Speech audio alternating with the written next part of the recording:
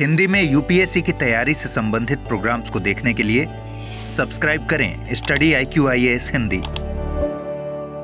नमस्कार, बहुत बहुत स्वागत है आप सभी का स्टडी IQ-IAS हिंदी के इस कार्यक्रम में। मेरा नाम है अतुल जैन और आप लोग जानते हैं कि आज के दिन की खास खबरें, इंपॉर्टेंट खबरें मैं आपके सामने लेकर आता हूं। तो अभी अब से कुछ देर पहले एक समाचार आया है।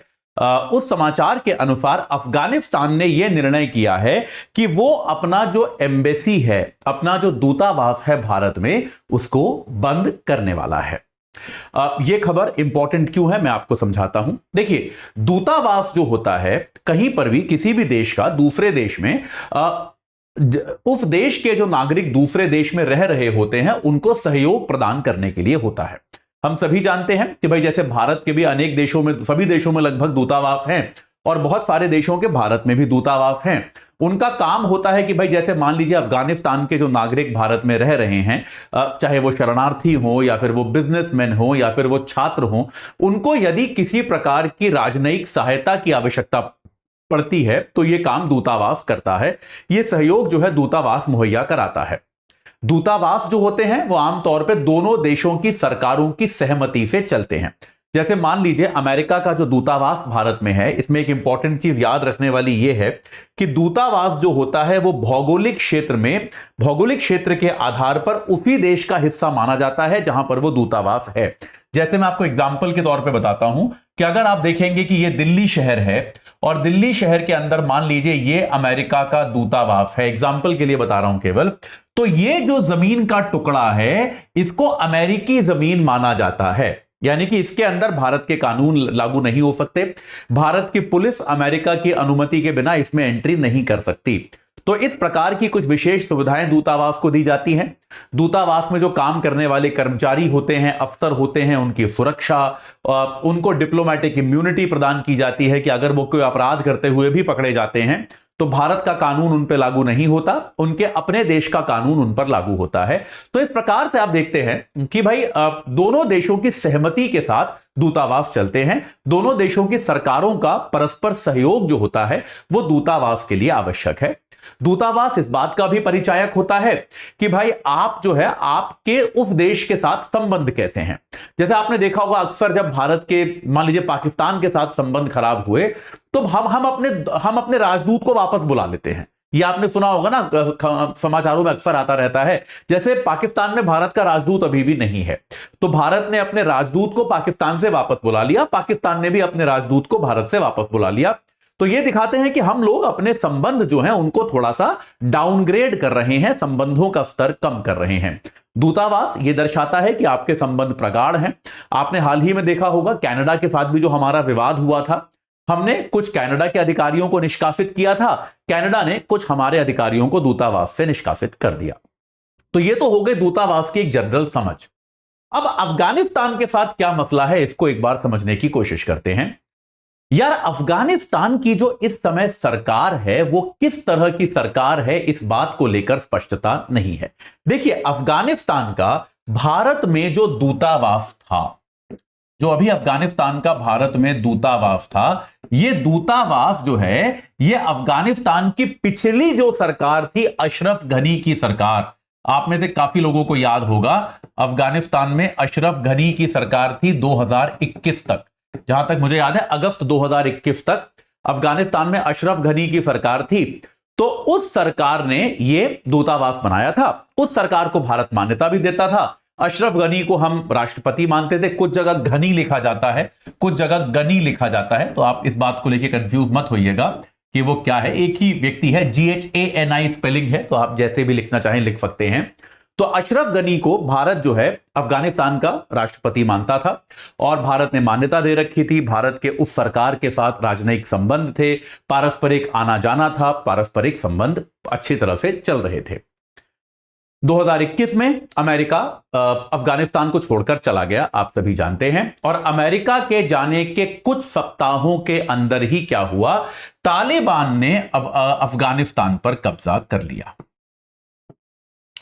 तालिबान जो है, जो उसको हम मतलब आप जानते हैं तालिबान के बारे में आपको मैं क्या बताऊं, एक इस्लामिक समूह है जिसको आतंकवादी समूह भी माना जाता है और दुनिया की राजनीति में बहुत स्वीकार्यता तालिबान की कभी नहीं रही है। उनके विचारों को लेके, उनकी आपराधिक छवि को लेकर उनकी स्वीकार्यता बहुत ज्यादा नहीं रही है। लेकिन 2021 के बाद से तालिबान ने जो है इस दूतावास पर, ये तालिबान का जो है अफगानिस्तान पर पूरी तरह से कब्जा हो गया और धीरे धीरे तालिबान ने एक तरह से पूरी सारी सरकारें हट गई और तालिबान ही अब एक तरह से अफगानिस्तान का शासक है।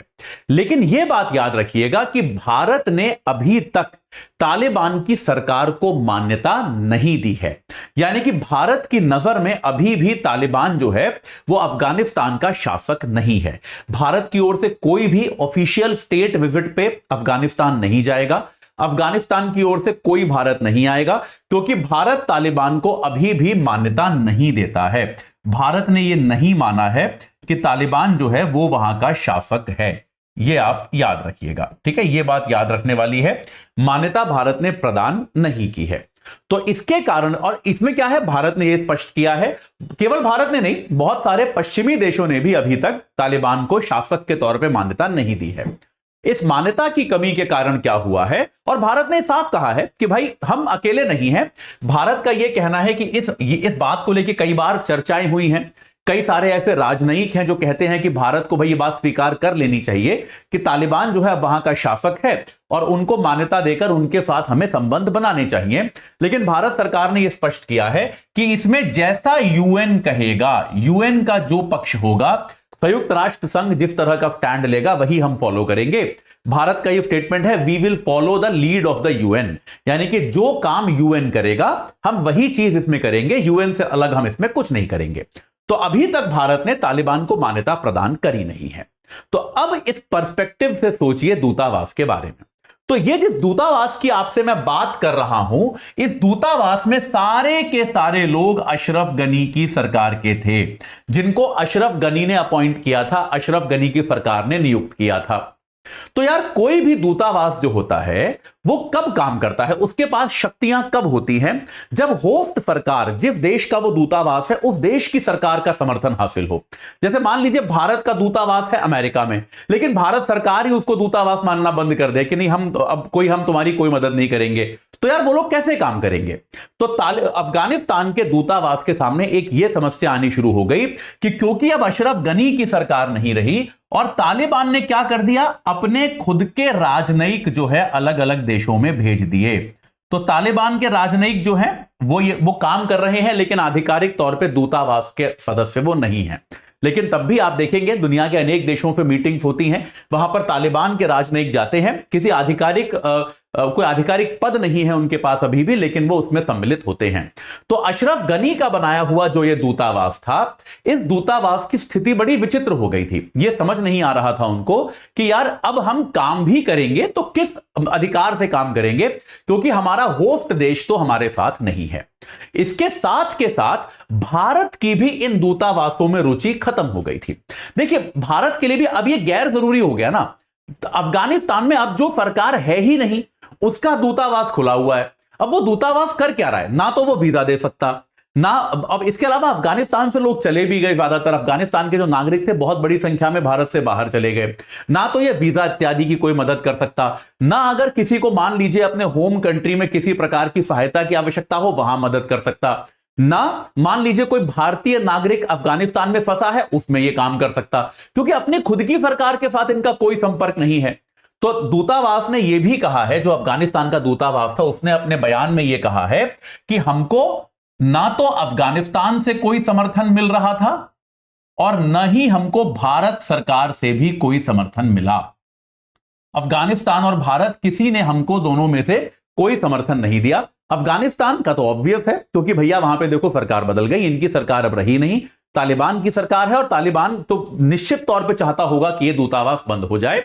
और भारत के लिए इस दूतावास को बनाए रखना अब औचित्य विहीन है। मतलब भाई ये दूतावास करेगा क्या? आपने फिजूल में इनका एक दूतावास खोला हुआ है, वो अफसर आपने वहां बैठा रखे हैं, वो कुछ काम तो कर नहीं सकते अब, तो उसको रखने का औचित्य क्या है?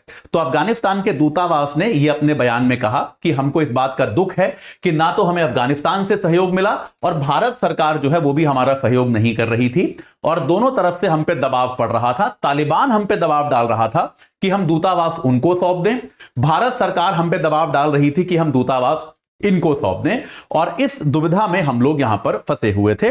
भारत ने भी, याद रखिएगा, कि अपना जो दूतावास है वो वहां पर एक तरह से बंद कर दिया है। भारत का भी अभी वर्तमान में अफगानिस्तान में कोई दूतावास नहीं है।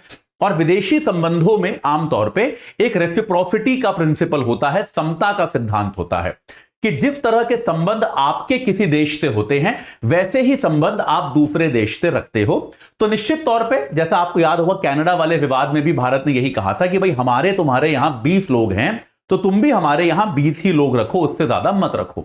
यही बात यहां पर है। अगर भारत का कनाडा में कोई दूतावास नहीं, माफ कीजिएगा, अगर भारत का अफगानिस्तान में कोई दूतावास नहीं है तो हम भी ये चाहेंगे कि अफगानिस्तान का हमारे यहां दूतावास ना हो। तो कुल मिला के इसका कंक्लूजन ये निकला है कि अफगानिस्तान का जो दूतावास था, इसकी चाबी, इसका जो कंट्रोल है वो भारत को सौंप दिया गया है। दूतावास ने यह भी कहा है कि भाई हमारे जो भी अफसर यहां पे थे वो ऑलरेडी भारत छोड़ के जा चुके हैं, किसी अन्य देश में चले गए हैं, और वर्तमान में अब से यह दूतावास जो है ये काम नहीं करेगा। तो भारत के लिए ये कोई बहुत बड़ी बात नहीं है, क्योंकि जिस सरकार का ये दूतावास था वो सरकार वहां पे एग्जिस्ट नहीं करती। भारत के लिए बस ये है कि अब शायद भारत के लिए भी एक रास्ता ये और थोड़ा सा इसका दबाव बढ़ेगा कि भारत जो है अगर अफगानिस्तान के साथ सामान्य संबंध चाहता है तो शायद भारत पर दबाव बढ़ेगा कि वो तालिबान को रिकॉग्नाइज करे, तालिबान को मान्यता प्रदान करे अफगानिस्तान के आधिकारिक शासक के तौर पर। ऐसा होता है कि नहीं, ये हमको आने वाले समय में पता चलेगा। तो ठीक है, अभी के लिए इतना ही। इंपॉर्टेंट खबर थी आज की, इसको समझाना आवश्यक था। जाते जाते मैं आपको बता दूं कि भाई हमारा P2I बैच जो है वो शुरू हो चुका है 23 तारीख से, ठीक है, यानी कि कल सुबह 8 बजे से। यार मॉर्निंग बैच है, बेस्ट टाइम होता है पढ़ने का मेरे विचार में। ये सुबह का जो समय होता है ये सर्वश्रेष्ठ समय होता है पढ़ाई करने का। मॉर्निंग बैच है, 23 तारीख से शुरू हो चुका है, 8 बजे से क्लास होगी 11 बजे तक। आप हमारी वेबसाइट या ऐप पर जाइए और AJ लाइव कोड, जो मेरे नाम पे आधारित है, Atul Jain, AJ live code लगा के आप मात्र 24,999 में प्राप्त कर सकते हैं। P2I है, प्रारंभिक से लेके इंटरव्यू तक हर स्तर परीक्षा का आपको उसमें परीक्षा के हर स्तर पे आपका इसमें सहयोग किया जाएगा। आपका पूरा सिलेबस कराया जाएगा, आपको मेंटोरशिप मिलेगी, आपको टेस्ट सीरीज मिलेगी, आपको डेली प्रैक्टिस क्वेश्चंस मिलेंगे, MCQ और सब्जेक्टिव क्वेश्चन का आप आंसर लिखेंगे तो उसका इवैल्यूएशन करके आपको मिलेगा, आपको क्रक्स नोट्स मिलेंगे, आपको हैंड रिटन नोट्स मिलेंगे, और अगर आप प्रीलिम्स क्वालिफाई करते हैं तो आपको दिल्ली बुलाया जाएगा, वहां पर रखा जाएगा, आपका रहना खाना स्टे पढ़ाई लिखाई सब वहां पर इसी फीस में इंक्लूडेड होगा। इंटरव्यू की भी आपकी पूरी तैयारी कराई जाएगी। तो एक तरह से टर्न की सोल्यूशन है। आप इस कोर्स को लेते हैं तो आपको और कुछ करने की आवश्यकता नहीं है। अपनी तैयारी को एक सुचारू शक्ल प्रदान कीजिए, सुचारू आकार दीजिए, और AJ लाइव कोड लगाकर आज ही आप हमारे P2I बैच से जुड़िए। इस सत्र से जुड़ने के लिए आप सभी का बहुत बहुत धन्यवाद, और कोई इंपॉर्टेंट खबर होगी तो वो लेकर आपके सामने फिर उपस्थित होऊंगा। Thank you very much. Hindi में UPSC की तैयारी से संबंधित प्रोग्राम्स को देखने के लिए सब्सक्राइब करें स्टडी IQ IAS हिंदी।